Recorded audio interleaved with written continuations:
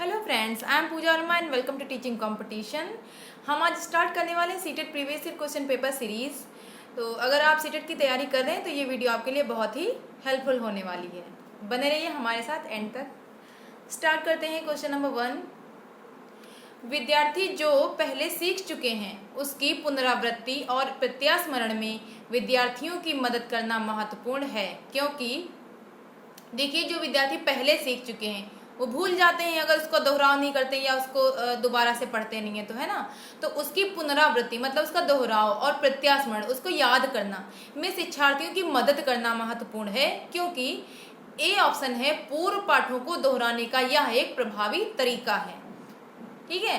B है यह विद्यार्थियों की स्मृति को बढ़ाता है। क्या ऐसा है कि विद्यार्थियों की स्मृति इससे बढ़ जाएगी जिससे सीखना सुदृढ़ होता है। सी कह रहा है यह किसी भी कक्षा अनुदेशन के लिए एक सुविधाजनक शुरुआत है।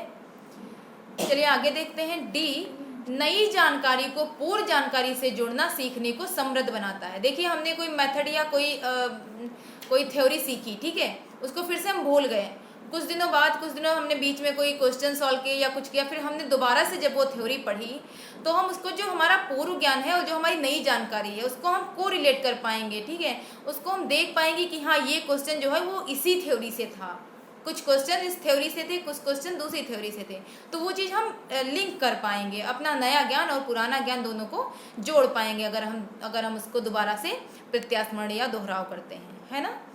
तो option number 4 is right, means D. Next देखते हैं। सृजनात्मक उत्तरों के लिए आवश्यक है। सृजनात्मक उत्तर मतलब क्रिएटिव जो आंसर्स होते हैं, क्रिएटिव आंसर्स बच्चा दे उसके लिए कैसे क्वेश्चन किए जाएं, कैसे क्वेश्चंस आवश्यक हैं। मुक्त उत्तर वाले प्रश्न, मुक्त उत्तर होता है जैसे टीचर ने पूछा बच्चे से कि पेड़ कटने से क्या क्या हानियां हैं, तो कुछ बच्चे बताएंगे लकड़ी जो है वो कम हो रही है, कुछ बच्चे बताएंगे ऑक्सीजन की कमी हो जाएगी, कुछ बताएंगे कार्बन डाइऑक्साइड, या फिर बच्चा बताएगा जो मौसम है उस पर हमारा इफेक्ट पड़ेगा, प्रदूषण बढ़ेगा। कई सारे इसके आंसर बता देंगे बच्चे, मतलब मुक्त उत्तर वाला प्रश्न है ये।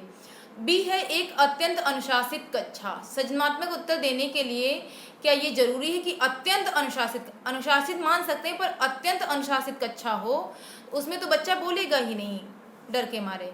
सी है प्रत्यक्ष शिक्षण एवं प्रत्यक्ष प्रश्न, और डी कह रहा है विषय वस्तु आधारित प्रश्न। देखिए सृजनात्मक उत्तर की बात हो रही है, मतलब क्रिएटिव आंसर दे बच्चा। क्रिएटिव मतलब बच्चे का दिमाग 10 तरफ को जाए, वो कई सारी चीज़ें कई सारे पॉइंट्स पे जाके रुके, वो कई सारी चीज़ें इधर उधर मतलब कई तरह से सोच पाए, तो वो मुक्त उत्तर वाले प्रश्न अगर पूछे जाएंगे तभी वो बच्चा सृजनात्मक उत्तर देगा। ठीक है, तो ऑप्शन नंबर ए करेक्ट है। अगर सृजनात्मक उत्तर हमें चाहिए तो मुक्त उत्तर वाले प्रश्न पूछना आवश्यक हो जाता है। नेक्स्ट देखते हैं। शिक्षार्थियों को के लिए प्रोत्साहित नहीं करना चाहिए। 4 ऑप्शन दिए हैं, इसमें से किसके लिए प्रोत्साहित नहीं करना चाहिए। अधिक से अधिक पाठ्य सहगामी क्रियाओं में हिस्सा लेने से। देखिए को करिकुलर एक्टिविटीज़ जो होती हैं वो हमारे लिए बहुत सही होती हैं, मतलब पढ़ाई के साथ साथ वो भी बहुत ज़रूरी होती हैं।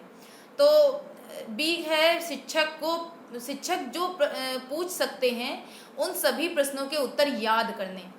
देखिए हमें याद करने पे या रट्टा लगवाने पे बिल्कुल भी जोर नहीं देना है, तो इसमें पूछ रहा प्रोत्साहित नहीं करना चाहिए। चलिए देख लेते हैं आगे क्या कह रहा है।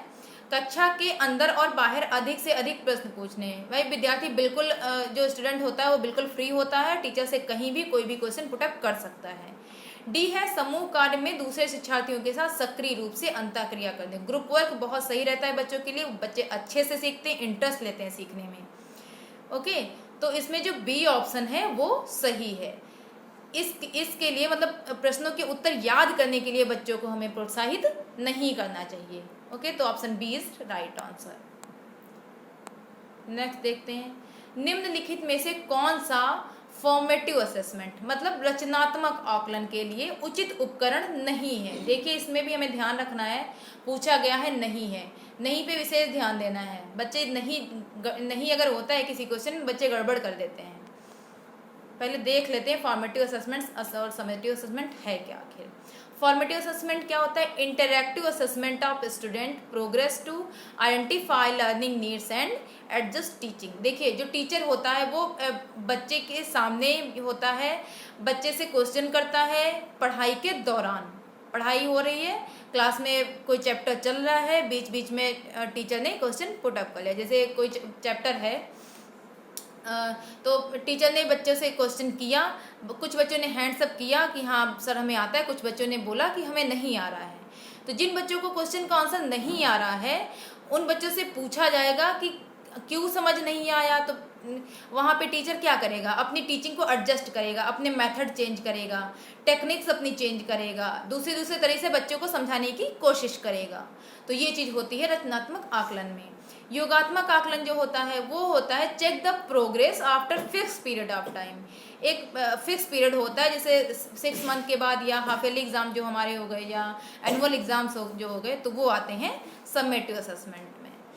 ठीक है, तो अब आते हैं इस क्वेश्चन पे, निम्नलिखित में से कौन सा फॉर्मेटिव असेसमेंट के लिए उचित उपकरण नहीं है। देखिए इसमें भी नहीं आ गया है, हमें बहुत ध्यान देना है नहीं पे।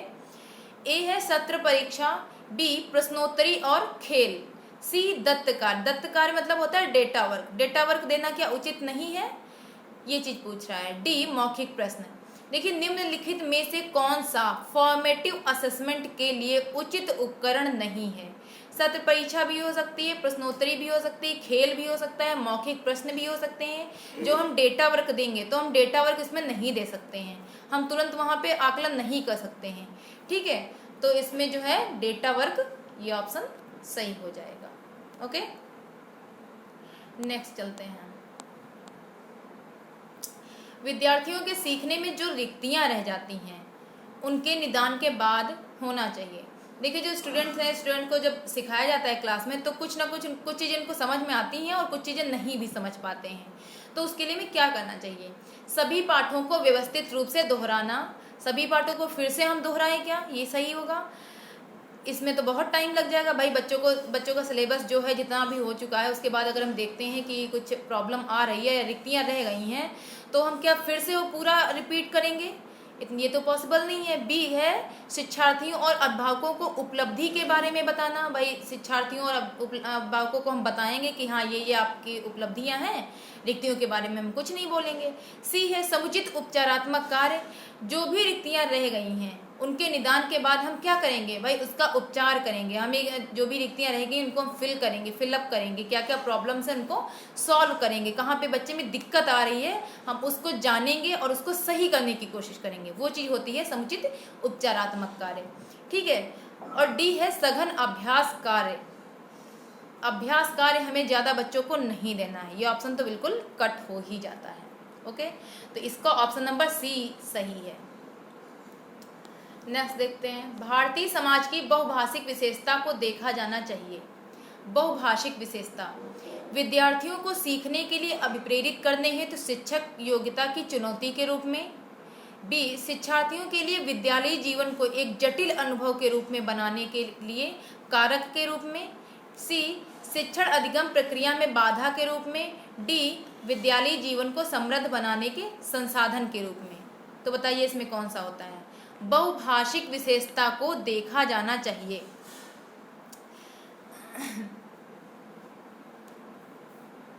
तो इसमें हो जाएगा विद्यालयी जीवन को समृद्ध बनाने के संसाधन के रूप में। देखिए बच्चे जो होते हैं, भारतीय समाज की बहुभाषिक विशेषता है अगर, तो उसमें क्या चीज़ होती है, विद्यालयी जीवन जो होता है वो समृद्ध बनता है। बच्चे विभिन्न प्रकार की भाषाएं सीखते हैं, बच्चे अपने फ्रेंड्स से या क्लासमेट्स से विभिन्न प्रकार की भाषाएं सीखते हैं, सुनते हैं, बोलते हैं।